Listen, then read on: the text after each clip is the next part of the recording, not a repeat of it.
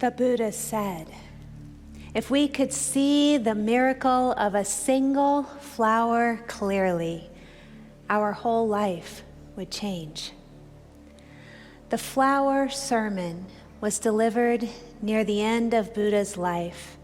It said that he gathered with his disciples around him, and as they were gathered there, he reached deep into the soil and he picked from the soil and raised up this lotus flower, roots and all, dripping with mud, and he simply held it up for everyone to see. And as he sat there, he gazed out into the gathering of his disciples, and he saw one of his disciples, Mahakasyapa, begin to smile. And it was in that moment that he realized that Mahakasyapa had the dawning and the realization of the Dharma path. And it was to Mahakasyapa that he would pass the torch, who would carry on his teachings. What did Mahakasyapa see that day? And what can we all learn from a flower? Besides the hope and peace and beauty that arise out of the suffering and arise out of the mud and the muck, flowers embody both the form and formless at once. They are a wonderful example that while all forms can be appreciated, they are fleeting. The formless oneness of all that is ever present, a field from which everything arises and to which everything returns. The flower and the field are one and the same. This story is a pillar of Zen Buddhism, which focuses on direct experience rather than dogma and intellectual analysis. Meditation is one of those experiences used to reach and to touch the formless consciousness of oneness. The simple act of seeing a flower, bold yet fleeting, was enough to help Mahakasyapa through the gateless gate, deeper into an awakening to understand the very consciousness of oneness. And so I ask you to consider this morning, how might meditating upon a flower, how might meditating upon a rose help you to see, to touch, and to deeply understand the true nature of things?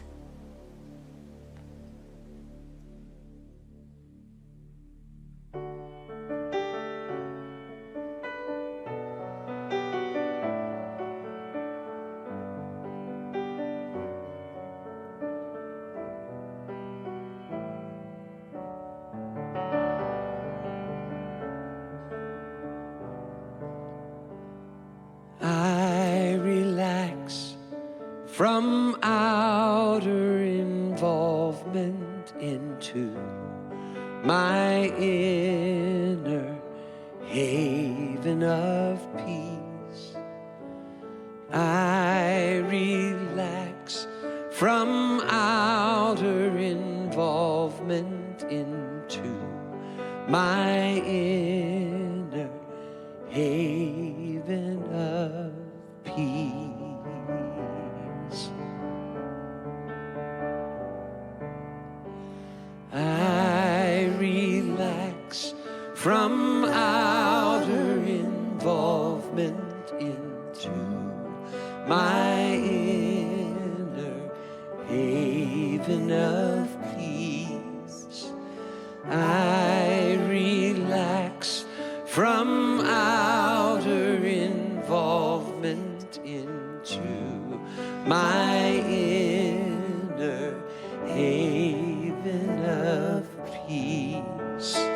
Haven of peace, my haven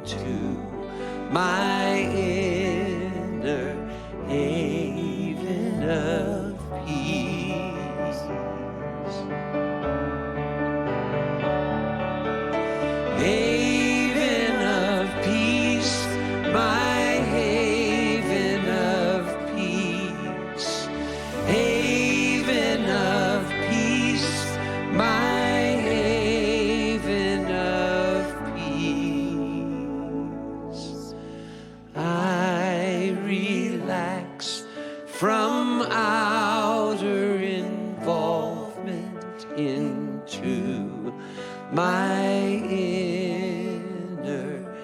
haven of peace.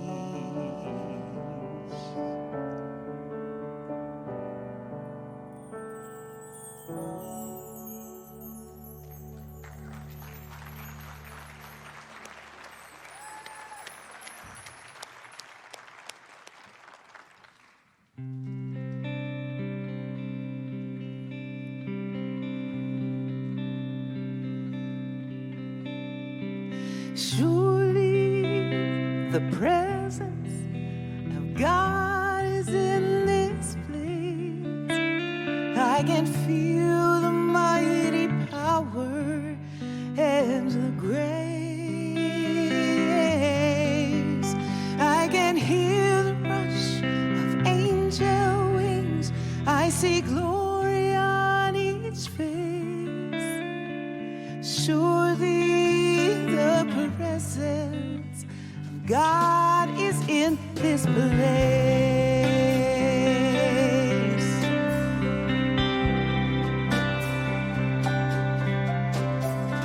Surely the presence of God is in this place. I can feel the mighty power and the grace. I can hear the brush of angel wings. I see glory on each face.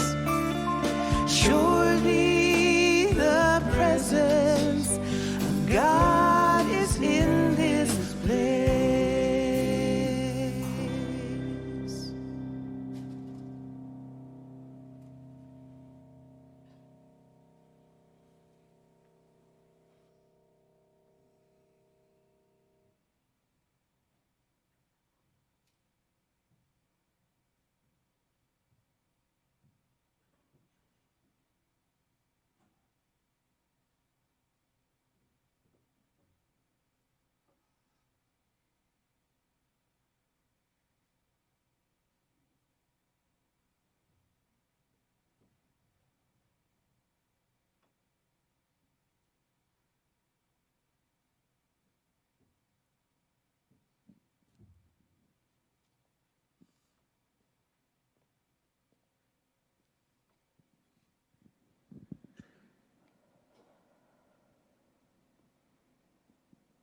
And we recognize that divine presence in this beautiful dome that we call Mile High Church. We feel that divine within each being who takes up a seat within this divine space, and all of those who watch digitally, because God is all there is and God is everywhere present. And today we know in this beautiful service that will unfold that we recognize and are aware that nature is our greatest teacher. The beauty of nature, the all-knowingness of nature, if we would just pay attention, our lives would be so much simpler, so much clearer. All there is God. Such a profound remembrance of that truth. In the midst of whatever may be going on, each one of us has an opportunity to step into the gap for those who are feeling disenfranchised, who are suffering, who are fearful, because we know the truth that God is all there is, and God is good, no matter what appearances may be. I am so deeply thankful to know that, to step into the truth of that God is all there is and God is good right now. So because I know that, I can let this prayer go knowing it is unfolding perfectly right now. And together we affirm, and so it is.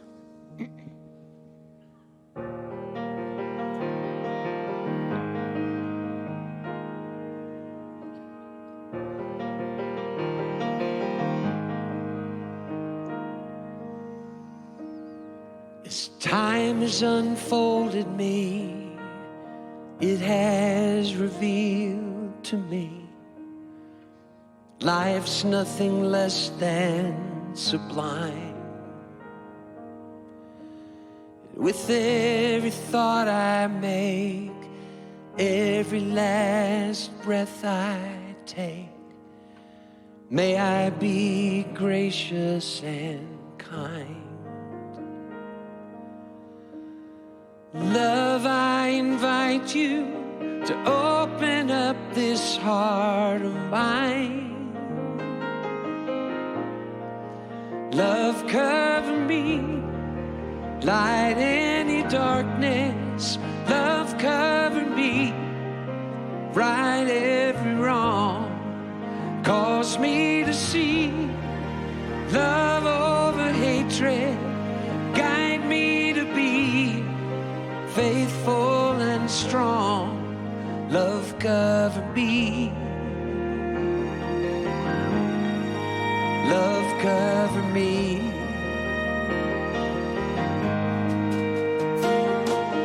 Kindness wash over me. Make me a symphony. Play every note you can find. Make me reverberate. Gently deactivate, slowly flow out of my mind. Find me a melody, dance and let my anthem be. Love, cover me, light any darkness. Love, cover me, right every wrong. Cause me to see love over hatred. Guide me to be faithful and strong. Love, cover me. Love, cover me. Love, cover me. Love, cover me. Love, cover me. I will not be shaken. I will not be moved. Love, cover me. May my heart awaken. Tenderness be proved. Love, cover me. Love, cover me. This is your part. It's just one word. Sing it with us. Love, love, love, love. It's simple. Lift it up. Love, love, love, love. That's beautiful. Love, I invite you to open up this heart of mine. Love, cover me, light any darkness. Love, cover me, right every wrong. Cause me to see love over hatred. Guide me to be faithful and strong. Love, cover me. Love, cover me. Lift it up again with us, just the one word. Love, love, love, love. Yes, fill up the whole sanctuary with it. Love, love, love, love. Send it out across Denver this morning. Love, love, love, love. And all across the country that needs it so much right now. Love, love, love, love. Love cover me. Love cover me. Love cover me. Love cover me.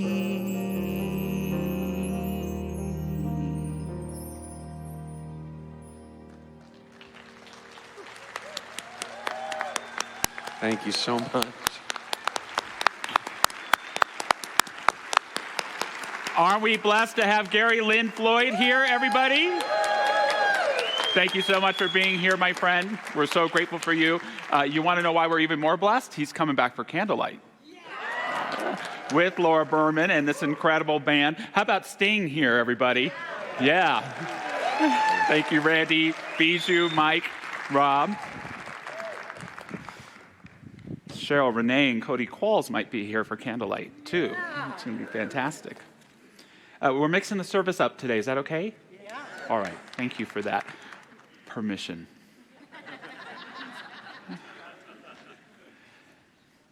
A long time ago, someone said, it is better to give than to receive. What a sucker. Never undervalue the importance and the power of receiving. Our whole philosophy is based upon it. We live in a universe filled with so much good, so much love, so many blessings unfolding before our eyes every day. The challenge is to build and cultivate the consciousness in which to receive them. It's all about that receptivity. How can I better have an open mind? How can I better cultivate a transparent heart? How can I have an open life, always open to the highest and best taking place? Receiving is incredibly important. And yet, perhaps giving is the highest form of receiving. Maybe that person wasn't such a sucker after all. It isn't until we give that we fully embody what we've received. It's not until we give that we can recognize and celebrate what we've received. Only in serving a cause greater than ourselves do we become ourselves. There's another saying that I find quite annoying. I've never understood it. You can't have your cake and have it too.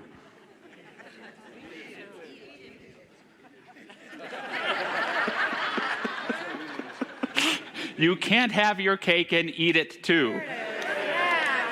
So annoyed with it, I can't even spit it out correctly. You can't have your cake and eat it too. Of course I can. Here I am. Here is my cake. Here is my fork. Here I am having my cake.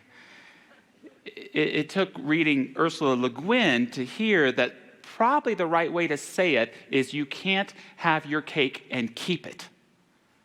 You can't have your cake and keep it, which speaks to the heart of this message I want to give today about receiving.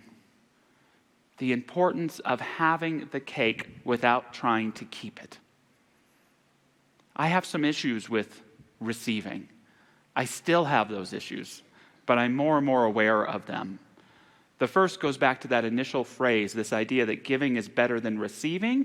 I misinterpret it to mean receiving can be a bad thing. Receiving isn't being humble enough. And so being at times in my life a very dysfunctional giver, Sometimes, even when things are made available to me, I might unconsciously reject them or say no to them. No, I don't need that much love. No, I don't need that gift. Who, little old me? Not realizing that the key to being able to give is to receive. And that if we're just giving, we just wind up empty holes of burnout. And so I've had to learn to make receiving a very conscious practice. The other issue I've had with receiving is this tension between having and keeping. I don't know about you, but I think a lot of us are walking around with a lot of stale cake.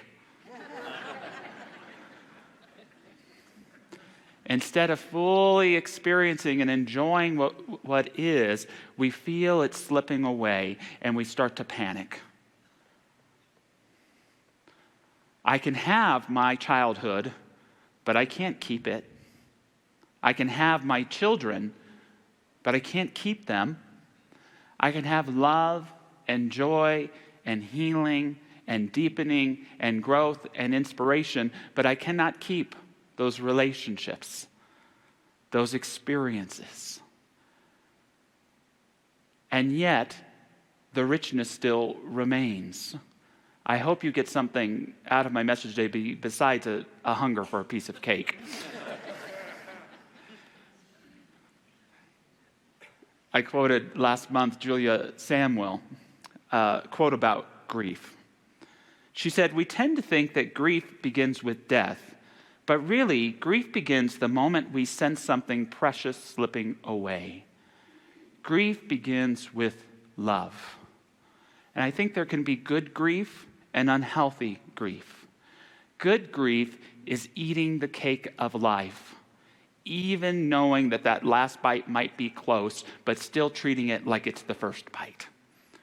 It's celebrating life even in the midst of tears and sadness, celebrating no matter what, responding with that resilience of joy within us. It's even though I'm so sad, I'm still so grateful. That's good grief. Unhealthy grief is trying to keep the cake.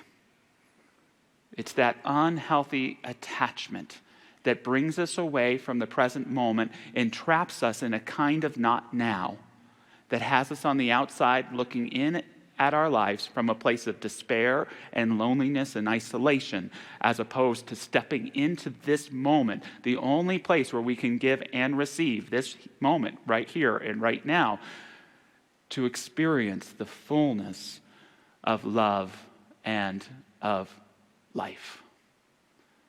This is our spiritual call, or my spiritual charge to you today, is to receive in this moment.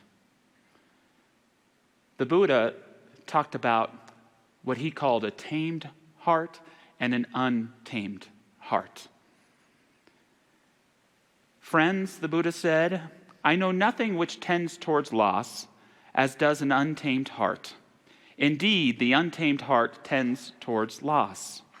Friends, I know nothing which tends towards growth, as does a tamed heart. Indeed, the tamed heart tends towards growth. A tamed heart can be young at heart. It can be wild at heart. But it knows to live in the fullness of this now moment. It's the heart that eats and loves the cake. The untamed heart practices unhealthy attachment.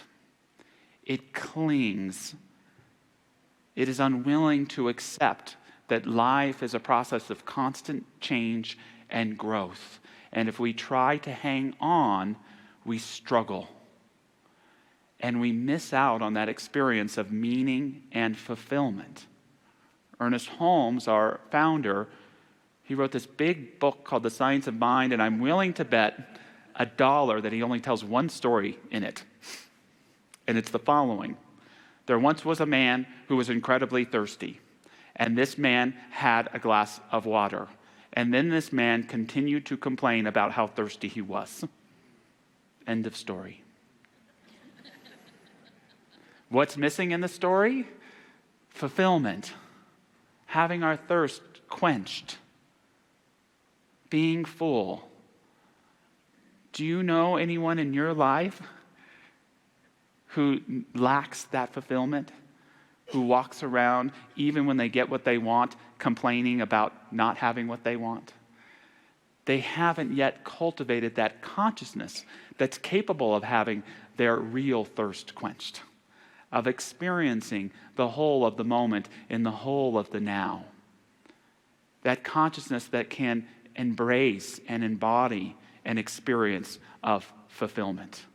I don't know about you, but I don't want to be that guy. Do you? No. Let's quench our thirst. Let's enjoy the cake. I'm learning this more so than in any other time in my life by being a parent, having these kids. My oldest turned 21 last week. We got to go and have his first drink in Las Vegas. Let me correct that, his first legal drink in Las Vegas. My daughter recently turned 7. And I'm in this dual place. First, thank you, God. What a blessing. I am so grateful. And God, I am so mad at you. Please slow down the time. They are growing up so quickly. Now, I know for some of you, I can't wait to let them go. Ready, move, get out of the house. And what I've learned is that if I get too caught up in the consciousness of keeping, if I get too caught up in the grieving, that I don't enjoy the cake, that I miss out on the heart of that experience. You can't have your cake and keep it. Sometimes the most essential thing to receivership is letting go. It's not until we can let go sometimes that we can truly receive the gift, much less just be and enjoy the gift. The gift is not the gift if you keep it tucked away in a safe somewhere. The gift is only the gift when we receive it and then when we give it as well. That beautiful gift of life. I'm going to share a quote from Khalil Gibran. It's a little weird, but it's meaningful nonetheless. You would know the secret of death, but how shall you find it unless you seek it in the heart of life? For what is it to die but to stand naked in the wind and melt into the sun? And what is it to cease breathing but to feel the breath from its restless tides, that it may rise and expand and seek God unencumbered? Only when you drink from the river of silence shall you indeed sing. And when you have reached the mountain top, then you shall begin to climb. And when the earth shall claim your limbs, then you shall truly dance. Receive in this moment, this now moment, that has this ever-present contradiction in it. The moment is always brand new. It is always changing. Everything is transitory. And yet, this moment is eternal. It is forever. I challenge you to point me to not now, to try to go there, to try to live there. It doesn't exist. There's only this now moment. And the alchemy of the spiritual life is bringing this brand new and this temporal and this change and this awareness of the eternal right now always is within ourselves. And we have that choice to allow that fact to turn us to stone or to turn us into gold so that we can live in the fullness of this now moment. Question, in your life, this phase of life that you're in right now, what is yours to give? What is yours to give? I hope I have some wisdom to share. Bobby Dart, our announcement guy, once said, Josh, you're not wise, but you say wise things. I appreciate that. Hopefully I've gained and can give some of this little thing called perspective. I can give of generosity. I think I'm really good at beholding people or seeing the truth for people or holding space for them to become. That's one of my favorite things to get to do. What do you have to give in your life today? And this is a harder one for me. What is yours to receive at this time in your life? What is yours to receive? Oh, I want to receive love. I want to be seen and witnessed. Yeah, some abundance and prosperity. Yeah, that's it. I want to co-create and feel a sense of community in my life. I want to receive wisdom in expected and in magical, synchronistic ways. I want to receive a sense of reverence and resonance and relevance in my relationship with the sacred and every aspect of my life. And a little homework assignment for you this week. Just before you go into a meeting or before you get to church or before you go out to dinner with your partner, just ask yourselves, in this moment, what is mine to give? In this moment, what is mine to give? And in this moment, what is mine to receive? Talk about a wonderful way to live in harmony with the reciprocal nature of life, to stay open and receptive to it. I got to work with our practitioners a lot over the summer and into the fall, and there was a question at the heart of all of that work for me.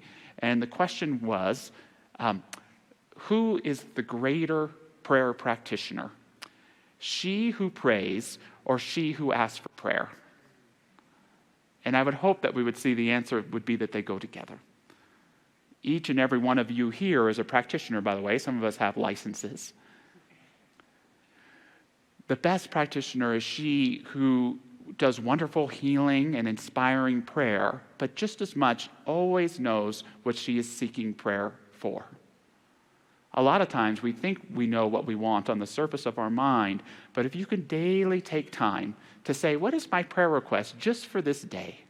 That if someone were to turn from behind themselves to look at me in the line at 7-Eleven and said, what can I pray for you for? That you would be able to tell them and be prepared for them.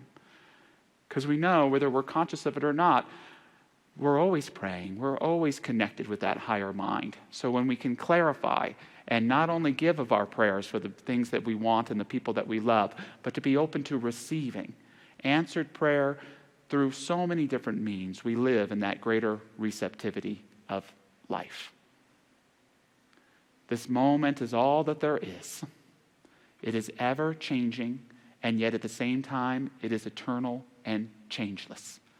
We have to learn to deal with that, to allow that truth to transform itself in a way that it allows us to enter into our full becoming. What better image is there for this? What better symbol than that mystical rose? These beautiful roses we see here, the beautiful story and process that Zamira will be leading us through. Something so beautiful and temporary and only in this moment or a few moments more, and something that speaks to us of something eternal, something sacred, something everlasting. We get that challenge to live in both of those realities. But my message to you is, please choose to eat the cake. Love in this moment, trust in this moment, be light in this moment, and receive in this moment.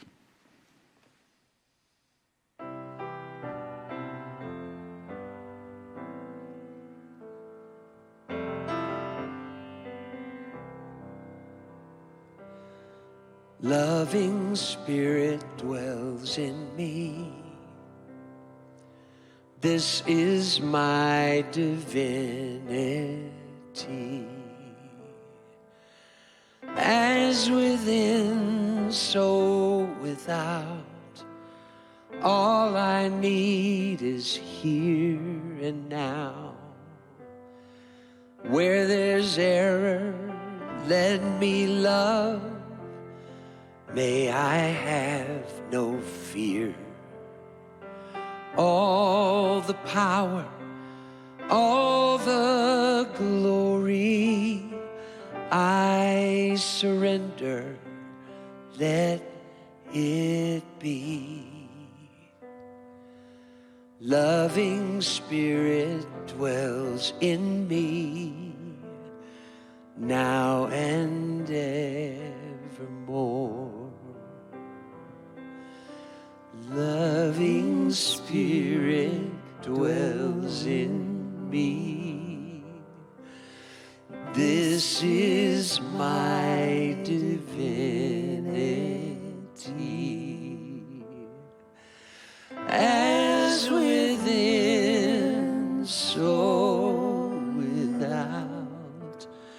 All I need is here and now. Where there's error, let me love. May I have no fear. All the glory, all the glory, I surrender, let it be.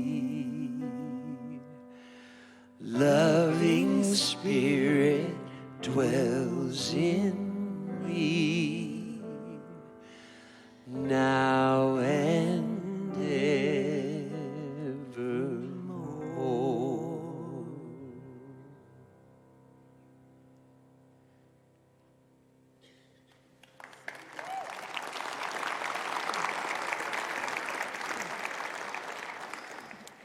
We move into meditation now with La Rosa Mística, the mystical rose. Sensing, feeling, and experiencing how a flower in the world of form can bring us more deeply into the world of the formless. And perhaps you might draw to mind how the rose is a symbol of your own faith. How you have been blossoming with deeper love, with deeper trust, with deeper awareness of the light within, and with a deeper sense of receptivity. And perhaps you might consider now how the rose in its beautiful spiral invites us into a deeper communion within and supports all of us in tending the garden of the mind, the garden of the heart, and the garden of your spirit.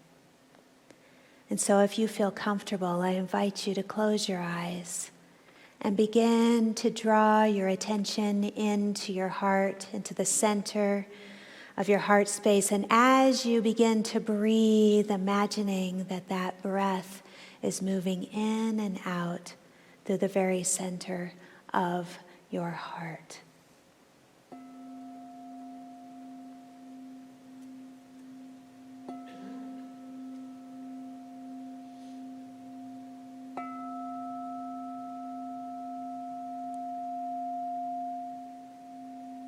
As you begin to breathe in and out, you can feel how each breath is moving as if it were moving in and out as you're breathing through the very center of your heart. And begin to draw to mind a sense of gratitude.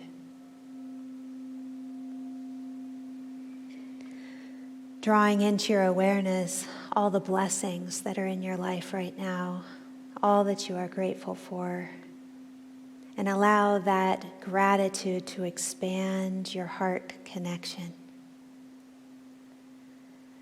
Breathing in and breathing out, you can begin to feel as if there are roots spiraling down from within you, deepening down into Mother Earth, connecting, forging that deep connection.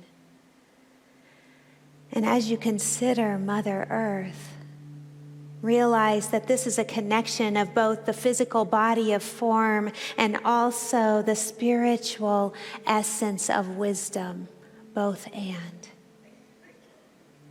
Through the physical, there is that earth element that stabilizes, that strengthens. And on the spiritual level, there is that sense of enlightened wisdom. Feeling both of those strengthening forces, grounding you in your spiritual roots. And now, drawing from that strength, allow your breath to carry that sense of strength and fortitude up to your heart center. And here in the heart, it's as if there is a mystical eye, and that mystical eye is a beautiful rose.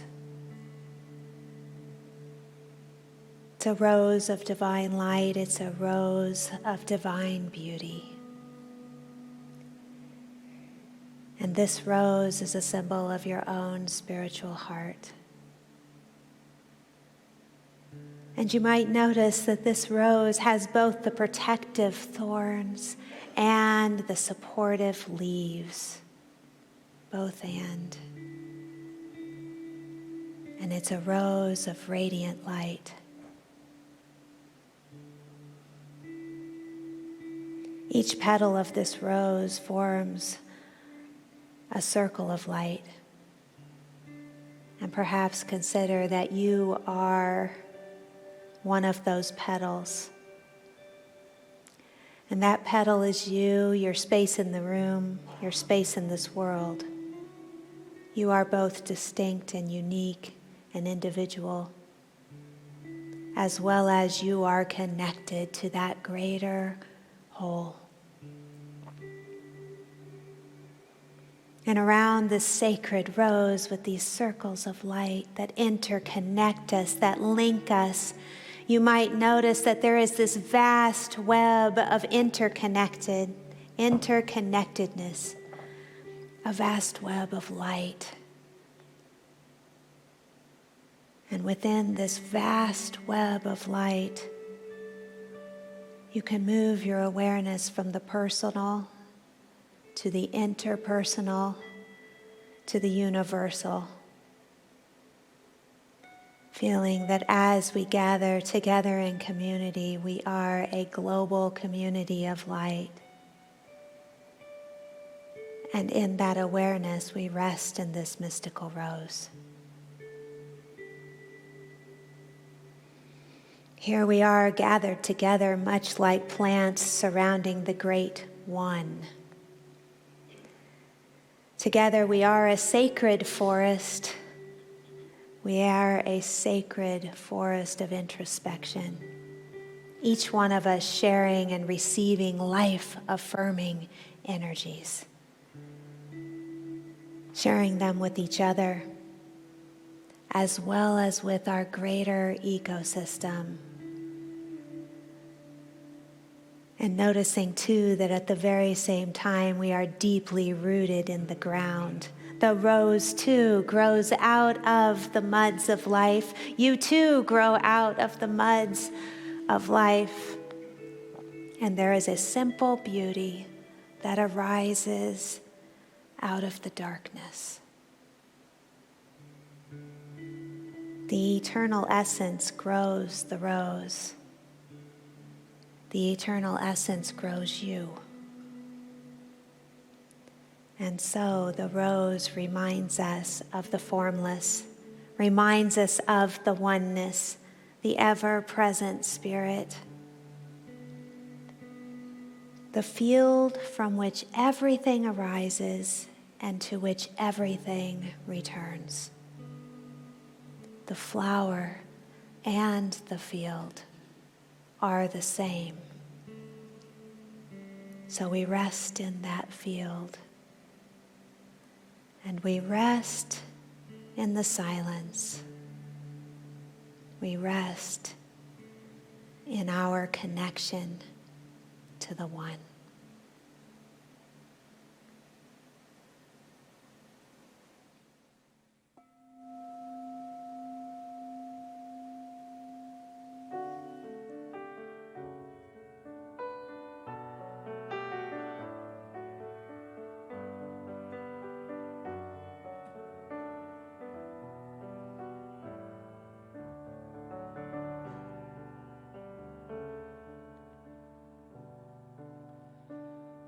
I relax from outer involvement into my inner haven of peace. I relax from outer involvement into my inner haven of peace. Haven of peace, my haven of peace. Haven of peace, my haven of peace. I relax from outer involvement into my inner haven of peace.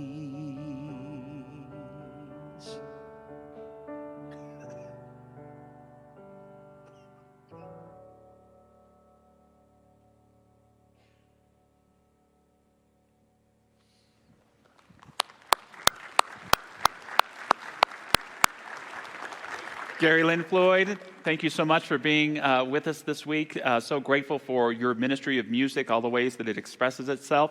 If you're here at Mile High in person today, Gary will be there. He's not only a wonderful man to meet, but he'll have his music there and invite you to take some home with you. And you can find him online as well. Well, his music online as well. So if you're watching there. I already messed up the line about the cake, so... I'm so grateful for the service today. Don't we have so much talent on our Mile High staff? This incredible music team, Reverend Jackie, Reverend Zamira, Patty, Michelle, our special focus ministers, just incredible folks. Our production team that puts all this stuff together, they're absolutely fantastic. And do you know why we have all that talent? Because you give us money. It's true. We're just so blessed because you have chosen to invest in Mile High Church. And we always have an offering to honor the abundance in our lives on Sundays. But in October, we also do a pledge campaign for 2026. It's not a promise. It's kind of like a sacred covenant. But what it does is it helps us to plan what we can do in the next year in terms of the talent that we're able to have here and maintain and sustain. And so you're always welcome to pledge giving more than you do, but even if you're going to continue to give the amount you give, and we are so grateful for that, just filling out this little card or going online, it's right on the top of the website, helps us to plan, and it helps you affirm your spiritual practice to yourself, and it helps recognize that Mile High Church is a very special place. It's special because of what we create right here in Lakewood, Colorado on Sundays, but we have this talent and this technology and this support to take this message and be this beacon out in the world in incredible ways. And so we are just so grateful to all of you who invest so much in this place. I hope you get that and more in return, and I'm so grateful for what Mile High is in this community and in the world. So with that, thank you, and I invite you to take your gift and bless them. And there's an affirmation we can say together that goes like this: divine love as me blesses and multiplies all that I am, all that I have, and all that I circulate. And so it is. I'd like to thank all of you that came out on Friday for the Song Circle. We had a great time. I'm always grateful to be here at Mile High. Thank you for having me. Thank you, Laura.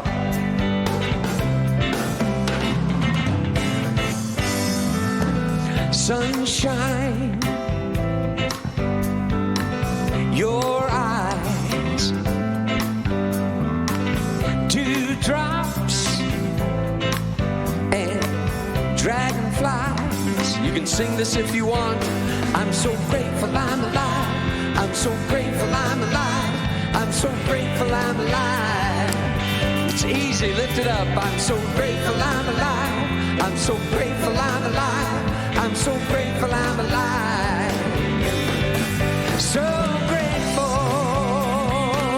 yeah.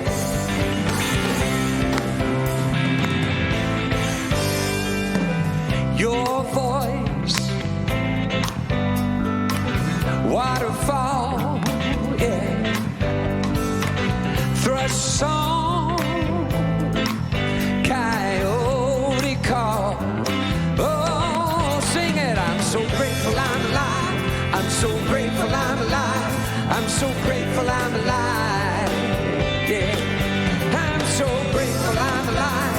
I'm so grateful I'm alive. I'm so grateful I'm alive. So grateful, yeah.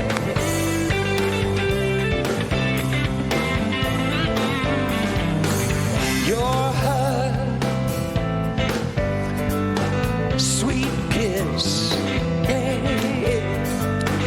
Holding hands in blind bliss. Lift it up. I'm so grateful I'm alive. I'm so grateful I'm alive. I'm so grateful I'm alive. Yeah. I'm so grateful I'm alive. I'm so grateful I'm alive.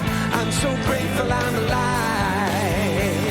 Yeah. The shadows I conceal endeavor to reveal another part of me, embracing all that I perceive, yeah.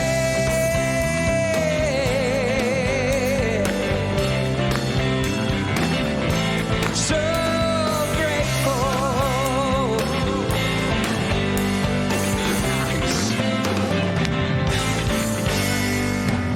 Cut grass, jasmine bloom, honeysuckle in your room. Here we go. Oh, I'm so grateful I'm alive. I'm so grateful I'm alive. I'm so grateful I'm alive. Oh, I'm so grateful I'm alive. I'm so grateful I'm alive. I'm so grateful I'm alive. I'm so grateful I'm alive. I'm so grateful I'm alive. I'm so grateful I'm alive. I'm so grateful I'm alive. I'm so grateful I'm alive. I'm so grateful I'm alive. So grateful. Yeah.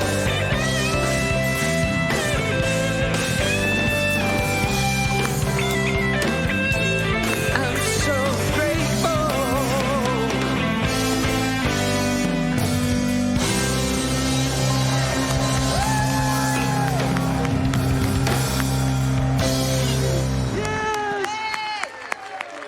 Oh, we are just a field of gratitude. I can't think of a better way to close our Adventures in Faith series than to have this beautiful group of musicians here bringing us right into the moment.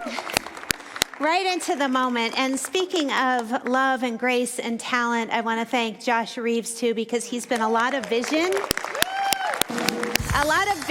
behind our series this month. And I hope that all of you can feel the gratitude that we have for each one of you as we have walked this adventure together. And so it's our prayer and our blessing and our hope that as you move forward from this moment, may each moment continue to blossom, to grow that love, that trust, that light, and that sense of deep receptivity of the divine as we move forward in our ventures of faith together.